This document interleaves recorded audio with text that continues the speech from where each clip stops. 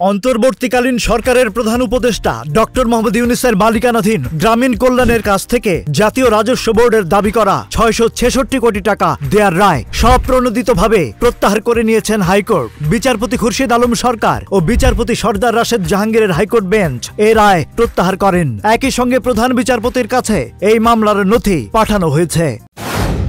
বিগত আওয়ামী লীগ সরকারের সময়ে গুমের ঘটনা তদন্তে গঠিত কমিশনের কার্যক্রম শুরুর পর ১৩ কর্মদিবসে ৪০০ অভিযোগ জমা পড়েছে।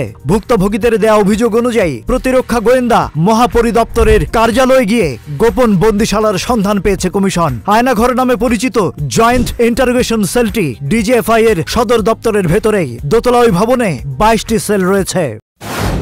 দেশে এক সংকটময় অরাজক পরিস্থিতি চলছে বলে দাবি করেছে আওয়ামী লীগ। এই পরিস্থিতিতে দেশবাসীর জন্য বিবৃতি দিয়েছে দলটি। আওয়ামী লীগ এবং দলের সভানেত্রী শেখ হাসিনা যে কোনো পরিস্থিতিতে দেশবাসীর পাশে আছেন বলে জানানো হয়েছে ওই বিবৃতিতে। বৃহস্পতিবার আওয়ামী লীগের ভেরিফাইড ফেসবুক পেজে এক দীর্ঘ স্ট্যাটাসের মাধ্যমে এই বিবৃতি প্রকাশ করা হয়। ওই বিবৃতিতে সেন্ট মার্টিনের প্রতি ইঙ্গিত করে বলা হয়েছে, বাংলাদেশের মাটিতে অন্য কোনো দেশের পতাকা উঠতে দেয়া হবে না। প্রয়োজনে আরেকটি যুদ্ধ হবে, স্বাধীনতা রক্ষার যুদ্ধ। সাবেক প্রধানমন্ত্রী শেখ হাসিনার পুত্র সজীব ওয়াজেদ জয়কে অপহরণের মাধ্যমে হত্যার ষড়যন্ত্রের অভিযোগে করা মামলায় দৈনিক আমার দেশ পত্রিকার ভারপ্রাপ্ত সম্পাদক মাহমুদুর রহমান জামিন পেয়েছেন। বৃহস্পতিবার ঢাকা মহানগর দায়রা জজ আসামস জগলুল হোসেনের আদালত তার জামিন মঞ্জুর করেন।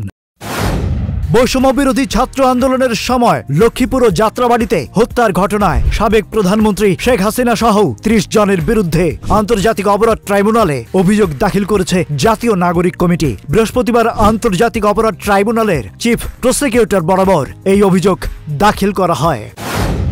রংপুরের আবু সাইদ হত্যা মামলায় রংপুর রেঞ্জের সাবেক ডিআইজি আব্দুল বাতেন সহ ১৪ জনের দেশ থেকে নিষেধাজ্ঞা দিয়েছেন আদালত। মামলার তদন্তকারী কর্মকর্তা Rangpur PBI police super Zakir Hossain ৩০ September এই আবেদন করলে আদালত শুনানি শেষে বুধবার এই আদেশ দিয়েছেন রংপুর মহানগর আমলি আদালতের বিচারক আসাদুজ্জামান।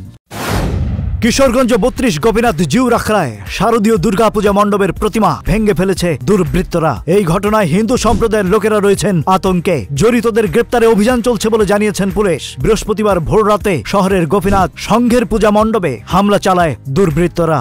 ভাঙচুর করা হয় মণ্ডপের সবগুলো প্রতিমা।